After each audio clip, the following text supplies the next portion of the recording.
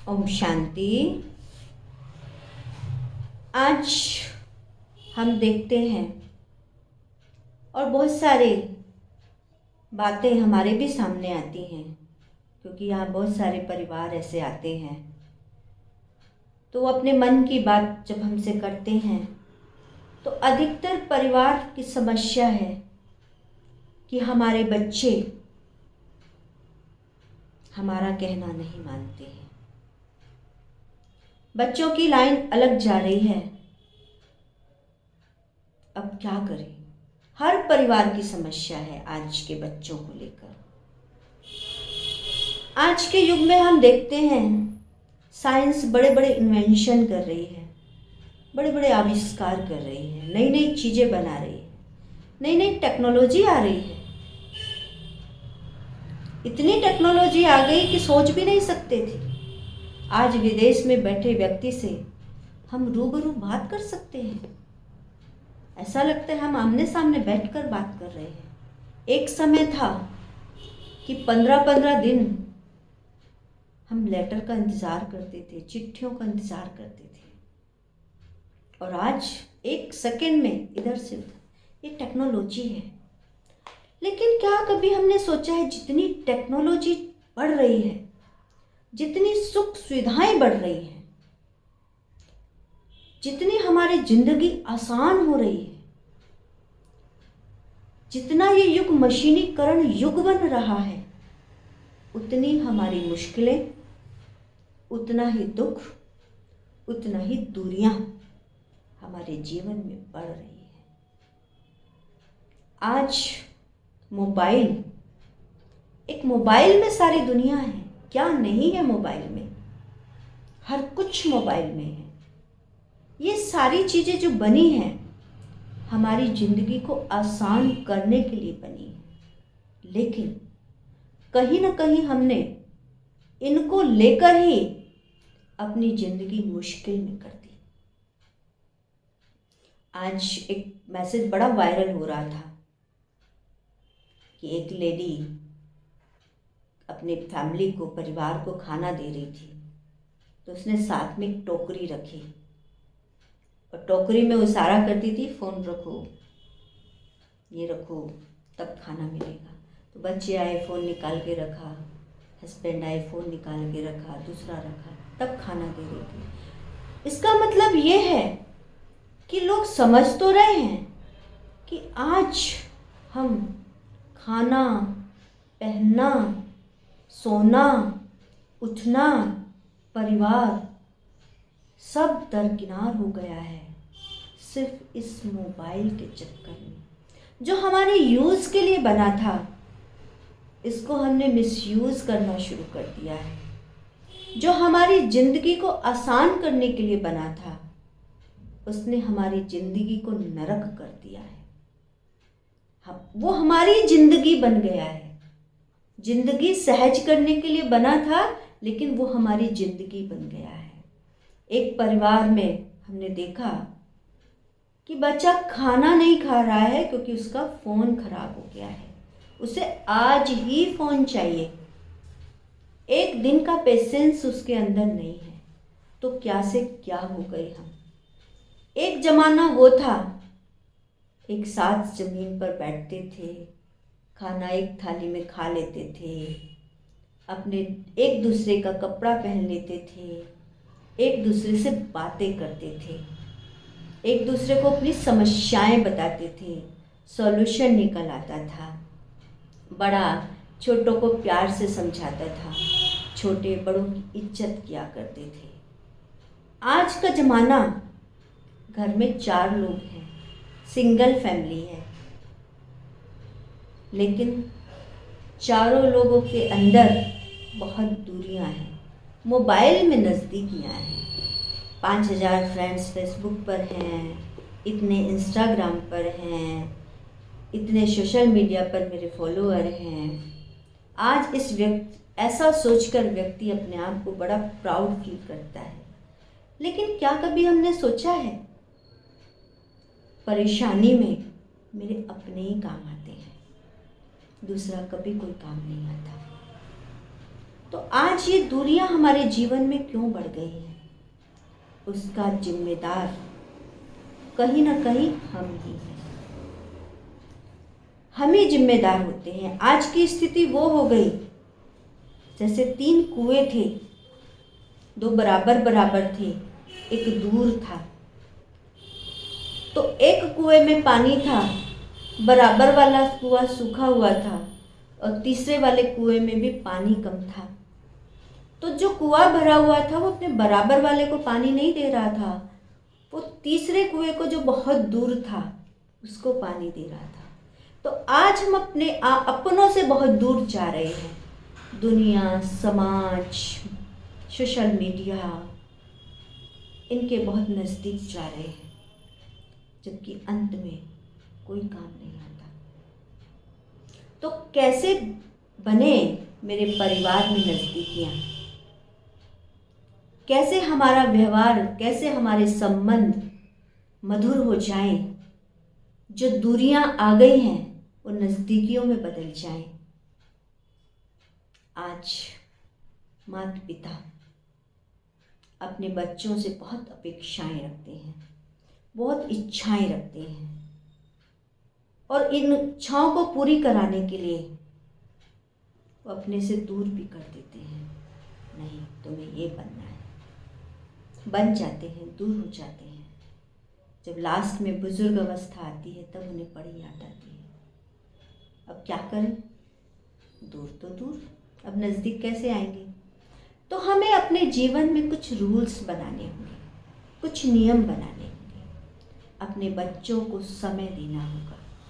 आज इंसान धन कमाने के चक्कर में इतना व्यस्त हो गया है, न खुद को समय देता है, न परिवार को समय देता है।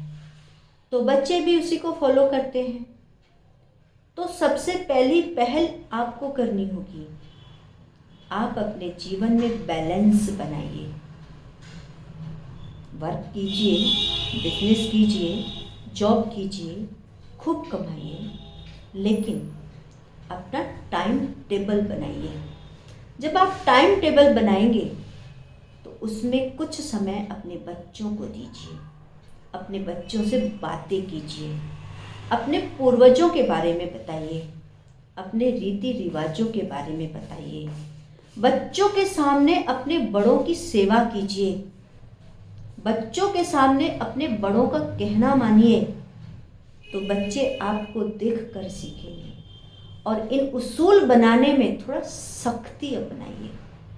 जब आप थोड़ा सख्त होंगे तो आपके बच्चे भी वो पालन जरूर करेंगे। और फिर परम पिता शिव परमात्मा को भी अपने घर का सदस्य बनाएंगे। जिस घर का सदस्य स्वयं भगवान हो, परम पिता शिव परमात्मा हो, तो उस घर का संबंध मधुर न हो, ऐसा हो नहीं सकता। अपने बच्चों में भगवान के प्रति आस्था बैठाइए, विश्वास बैठाइए, अपनी संस्कृति सिखाइए। भगवान मेरे जीवन में क्या महत्व रखते हैं वो बताइए। तो कहते हैं ना, बच्चे कच्ची मिट्टी की तरह होते हैं, उन्हें जैसा ढालोगे वैसा ढल जाते हैं। लेकिन हम बचपन में तो हम हंसी मजाक में सब कुछ कर जाते हैं, लेकिन जब वो बड़े होते हैं, जब उनसे अपेक्षाएं रखते हैं, आप उनके बचपन पर ध्यान दीजिए, बड़े होने पर ध्यान नहीं। बड़े होने पर तो वो खुद समझ जाएंगे। हम क्या करते हैं, बचपन पर ध्यान नहीं देते, लेकिन जब वो बड़े हो जाते हैं तब हम ध्यान देना शुरू करते हैं। तो उनके बचपन पर ध्यान दीजिए। अपने जीवन को बैलेंस जीवन बनाइए। अपने बच्चों को एक नैतिक शिक्षा का पाठ पढ़ाइए। और भगवान आँख खुले तो सबसे पहले आप भगवान को धन्यवाद कीजिए, अपने बच्चों को सिखाइए। आप बाहर जाते हैं तो भगवान से मिलकर जाइए। आप घर में आते हैं तो आते ही भगवान से मिलिए।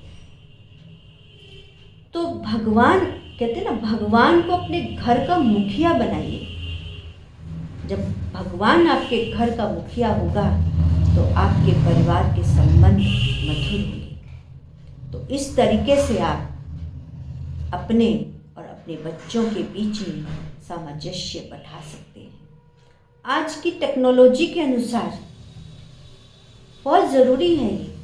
गलती मोबाइल की नहीं है, गलती सोशल मीडिया की नहीं है, गलती आज की टेक्नोलॉजी की नहीं है, गलती हमारी भावनाओं की है, गलती हमारी अपनी सोच की है जो हमें अपनों से दूर कर रही है।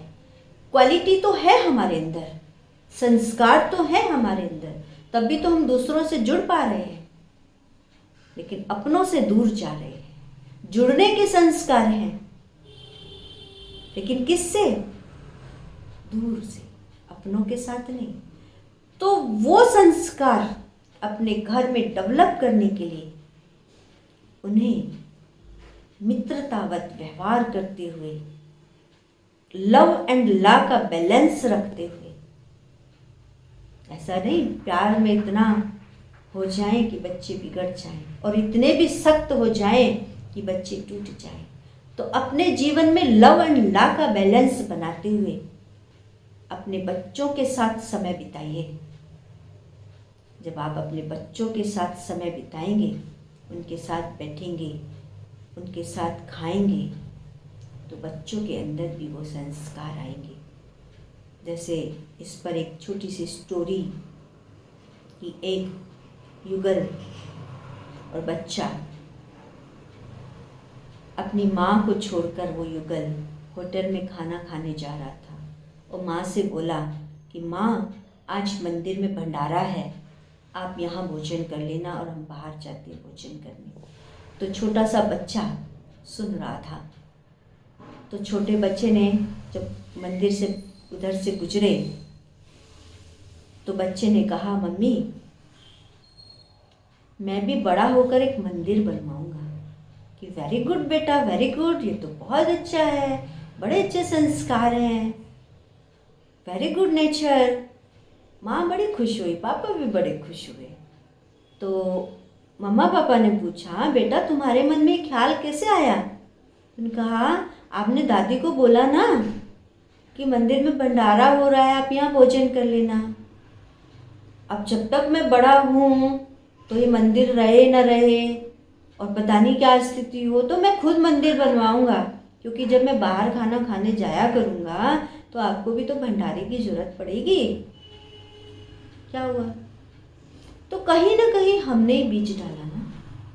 तो इसीलिए थोड़ा निरीक्षण कीजिए, थोड़ा स्वचिंतन कीजिए, थोड़ा गहराइयों में जाइए, थोड़ा अपने पास्ट में जाइए, अपने परिवार के पास्ट में जाइए, क्योंकि पास्ट परिवार ही मेरी जड़ है।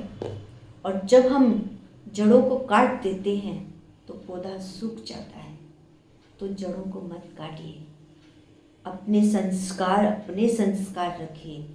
आज की आधुनिकता की होड़ में अपने संस्कारों को विलुप्त मत कीजिए, उनको यूज कीजिए, उनका इस्तेमाल कीजिए, लेकिन उन्हें अपने जीवन मत बनाइए। उन्हें अब इतनी प्रायोरिटी मत दीजिए कि उनके बिना आप रह ना सकें। ये सब कुछ यूज़ करने के लिए है, बने हैं तो यूज़ करेंगे। सिर्फ यूज़ कीजिए, इस्तेमाल कीजिए, अपने दिल दिमाग में उनको मत बिठाइए। तो आप और आपके बच्चे, आपका परिवार बहुत खुशहाल परिवार होगा। और साथ में सिर्फ 1 घंटा मेडिटेशन जरूर कीजिए। मेडिटेशन करने से मेरे अंदर व्यवहारिकता, सरलता, मधुरता, आपसी सहयोग की भावना, वो पावर, वो वैल्यूज़ मेरे अंदर आ जाते हैं। एक दूसरे के अंदर सत्कार की भावना, क्योंकि परमात्मा जो गुणों का सागर है, जब हम उसे याद करेंगे, जब हम उसे फॉलो करेंगे तो हमारे बच्चे भी ज़रूर फॉलो करेंगे। तो आपका भविष्य बहुत सुखदायी होगा। इन्हीं शुभकामनाओं के साथ ओम शांति।